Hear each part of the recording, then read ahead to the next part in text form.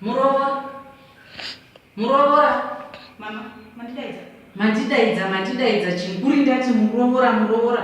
Ungandiwa nepi nezvinhu zvaunokwira wakaisa muzherezo. Sorry mama, ndachitera. Aita semunhu akabva kuvanhu manyiwo. Handiti kana munhu ari pamba vanhu vanogara pasi vachitaura nyaya.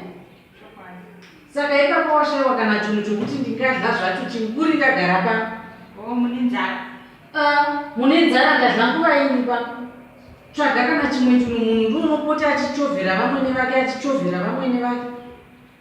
Saiwa mafoni awo achatikarira kuti hatisisu tokweregwa mumafoni umo haisiwi pasi. Uchimonazvo ndozvinoita munhu ana vamwene vakezvo kuti kungokwerera pafoni sechanana munhu nemusha ipe chikuru.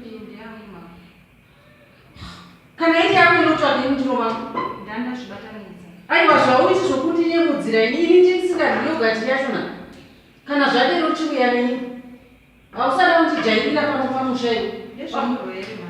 Uri mugwere mimba mugwerero unokunyanisira ini kumeso ini. Mama, ndandikurespectai pesapa zvese zvamunoda ndinokuitirai. Problem yenyu iri pachi. Aiwa kusumukira ini. Aiwa ndanetsa nemi mama. Muti mwaishuvire ndanetsa nemi. Muri kumbotsvage chimba mama asi chimbodudzai. Papa mwana wangu. Mabva kumusha temuyazo shungurudza mama.